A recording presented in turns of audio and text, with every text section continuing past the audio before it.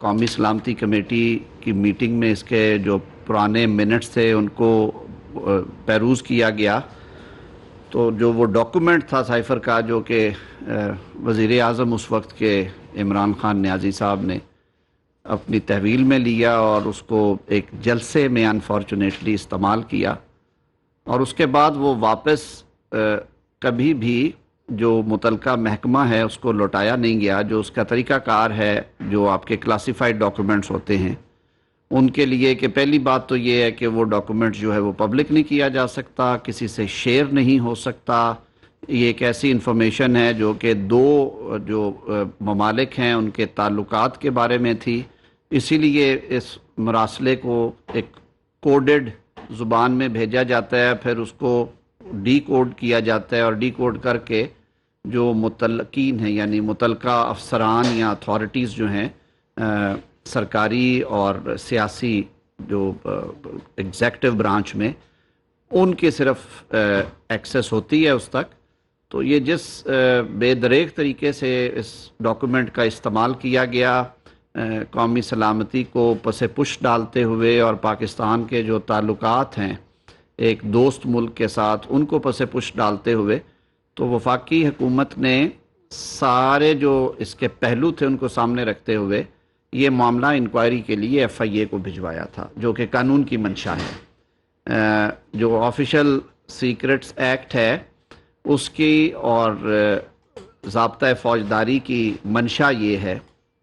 Requirement یہ ہے کہ اس طرح کا جو بھی معاملہ آئے گا اس پہ اگر آپ نے کوئی قانونی کارروائی کرنی ہے تو وفاقی حکومت کی اجازت ہوتی ہے، پھر اس نے نامینیٹ بھی کرنا ہوتا ہے۔ سیکرٹری داخلہ کو آتھورائز کیا گیا ایز این آتھورائزڈ آفیسر، اور انہوں نے یہ معاملہ ایف آئی اے کے سپرد کیا۔ ایف آئی اے نے جب طلب کیا سابق وزیر اعظم عمران خان نیازی صاحب کو، تو انہوں نے بجائے جا کے جواب دینے کے کہ وہ اپنا موقف بیان کریں، انہوں نے لاہور ہائی کورٹ میں اس کو چیلنج کر دیا تھا، اور لاہور ہائی کورٹ نے پہلی ہی پیشی پہ بغیر حکومت کو سنے اور نوٹس کیے اس پہ سٹے جاری کر دیا، انجنکٹیو آرڈر آ گیا تھا لاہور ہائی کورٹ سے، اور یہ معاملہ تقریباً 6.5 ماہ سے زائد عرصہ وہاں پہ سٹے کی نظر ہوا۔ اور پچھلے دنوں میں ہی وفاقی حکومت کی جو درخواست پڑی ہوئی تھی ویکیشن آف سٹے کی، اس کی باری آئی، سنوائی ہوئی، تو بالآخر وہ سٹے جو ہے ویکیٹ کیا گیا آن لیگل گراؤنڈز۔ مین وائل یہ جو ڈیولپمنٹ ہوئی ہے کہ ان کے جو پرنسپل سیکرٹری ہیں اس وقت کے، جنہوں نے وہ ڈاکومنٹ ان کے حوالے کیا متعلقہ محکمے سے وصول کرنے کے بعد، اور جن کی یہ ذمہ داری تھی کہ وہ ڈاکومنٹ ان سے لے کے واپس وہاں پہ سیف کسٹڈی میں رکھتے ریلیونٹ جگہ پہ، ان کا بیان آیا جس نے تصدیق کر دی 164 کے بیان نے کہ اس ڈاکومنٹ کو کن مقاصد کے لیے وزیر اعظم اس وقت کے جو تھے عمران خان صاحب، انہوں نے کن مقاصد کے لیے ان سے حاصل کیا، پھر انہوں نے کیا کہا کہ اس پہ کس طرح کا بیانیہ بنانا چاہیے اور اس کو سیاسی مقاصد کے لیے استعمال کریں، اور جو ووٹ آف نو کانفیڈنس سے اس سے بچا جائے۔ پھر اس کے کانسیکوینس کے طور پہ نہ صرف اسے جلسے میں لہرایا، اس پہ ایک بیانیہ کریٹ کیا گیا، اور پھر جس جلد بازی اور صورت کے ساتھ اس وقت کے وزیر قانون نے فلور آف دا ہاؤس پہ اس کارڈ کو استعمال کیا، اور جو اس وقت پریزائیڈ کر رہے تھے قومی اسمبلی کا اجلاس، انہوں نے ہمارے سامنے دیکھتے ہی دیکھتے بغیر اس پہ ڈیبیٹ کروائے کہ آیا کوئی ایسی بات ہے بھی یا نہیں، اس میں اس طرح کی کسی بات کا ووٹ آف نو کانفیڈنس کا ذکر تھا یا نہیں تھا، اور اگر تھا تو کس تناظر میں تھا، اور جو اس وقت کی اپوزیشن تھی جنہوں نے وہ تحریک عدم اعتماد موو کر رکھی تھی، طریقہ تو یہ تھا کہ پھر انہیں فلور دیا جاتا، اور جو معاملہ پارلیمنٹ میں جس طرح سے پارلیمان میں منطقی انجام کو پہنچایا جاتا ہے کہ آپ آئل کی اس طرف اور اس طرف حزب اقتدار اور حزب اختلاف کا موقف سننے کے بعد سپیکر رولنگ دیتے ہیں، آج تک ہم نے پاکستان کی پارلیمانی تاریخ میں یہ نہیں دیکھا ہوگا کہ ایک نکتہ اٹھایا گیا اور اس پہ بغیر بحث تمہیز کے، بغیر دوسرا موقف سنے، بغیر ایون جو اس وقت کی حزب اقتدار تھی اس کے کسی دوسرے رکن سے اس کی تصدیق کرائے بغیر ڈیپٹی سپیکر نے وہ جو موشن آف نو کانفیڈنس تھی وہ کوئی 1.5 منٹ کے اندر اندر اس کو ڈسمس کر دیا، اور آرٹیکل 95 کی خلاف ورزی کرتے ہوئے عدم اعتماد کی تحریک کو انہوں نے مسترد کر دیا۔ اور پھر آپ سب نے دیکھا کہ اس ڈسمسل کا ریجیکشن کا فائدہ اٹھاتے ہوئے اس رولنگ کا جو کہ انکانسٹیٹیوشنل تھی، عمران خان صاحب نے صدر عارف الوی صاحب کو ایڈوائس کی اور اگلے 3 منٹ میں پاکستان کا جو سب سے بڑا مقتدر ایوان ہے قومی اسمبلی، اسے تحلیل کر دیا گیا۔ اس آئین شکنی کے خلاف اس وقت کی اپوزیشن جو موورز تھے انہوں نے عدالت عظمیٰ سے رجوع کیا اور عدالت عظمیٰ نے فریقین کو سماعت کرنے کے بعد ڈپٹی سپیکر کی اس رولنگ کو غیر آئینی قرار دیا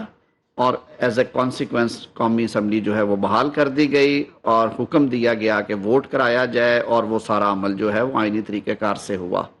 تو اب اس تناظر میں دیکھتے ہیں کہ کیا یہ اتنی چھوٹی بات تھی کہ جس پہ قانونی کارروائی کا سوچا بھی نہ جائے، اور حکومت نے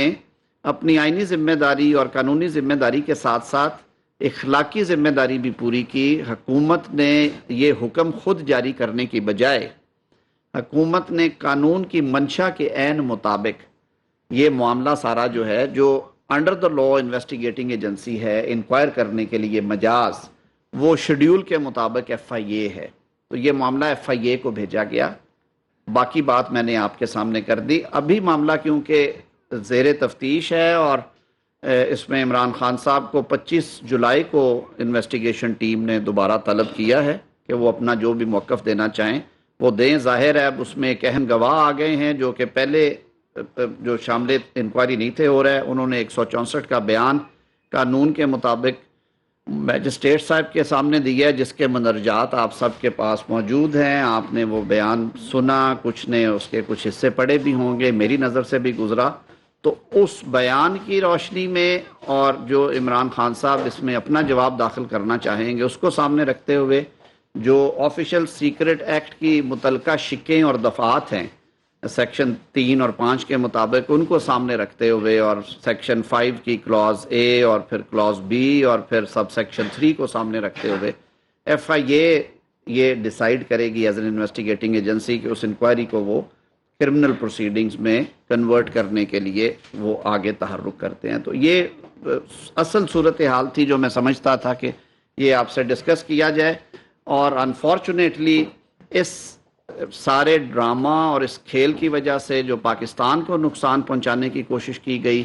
وہ آپ سب کے سامنے ہے کہ کس طرح سے ہمارے اس دوست ملک کے ساتھ تعلقات جو ہیں وہ متاثر ہوئے۔ اس کی وجہ سے ہمارے کئی ملٹی لیٹرل ایگریمنٹس اور اس سے جڑی ہوئی چیزیں کس طرح سے متاثر ہوئیں، اور اس سارے جو ایک وائڈ تھا یا ایک جو خلا پیدا ہوا تھا اس کو برج کرنے میں انٹرنیشنل ریلیشنز اپنے آپ دوبارہ ان کو کانفیڈنس لیول بحال کرنے میں کتنا ٹائم لگا، اور اس عرصے میں اس ملک کے غریب عوام نے معاشی حوالوں سے کس قدر تکلیفیں اور صعوبتیں برداشت کی۔ تو یہ اب گورنمنٹ کا یہ ریزالو ہے کہ اس کی inquiry investigation strictly in accordance with law merit پہ ہوگی، انکوائری بھی میرٹ پہ ہوگی، تفتیش بھی میرٹ پہ ہوگی۔ اس مقدمے کا الٹیمیٹ فیصلہ جو ہے وہ ایک عدالت کرتی ہے جو کہ ہائی کورٹس اور سپریم کورٹ کے انڈر کام کرتی ہیں عدالتیں، اور آپ کو پتہ ہے کہ ہماری جو کانسٹیٹیوشنل سکیم ہے اس میں جو ٹرائکوتھمی کا فلسفہ ہے، تھیری ہے کہ 3 ستون ہیں، عدلیہ بالکل انڈیپینڈنٹلی کام کرتی ہے، کچھ مقننہ کے فرائض ہیں، فنکشنز ہیں، اور اسی طرح ایگزیکٹو کے ہیں۔ تو وہ this case shall be concluded, proceeded, decided strictly in accordance with the constitution and law.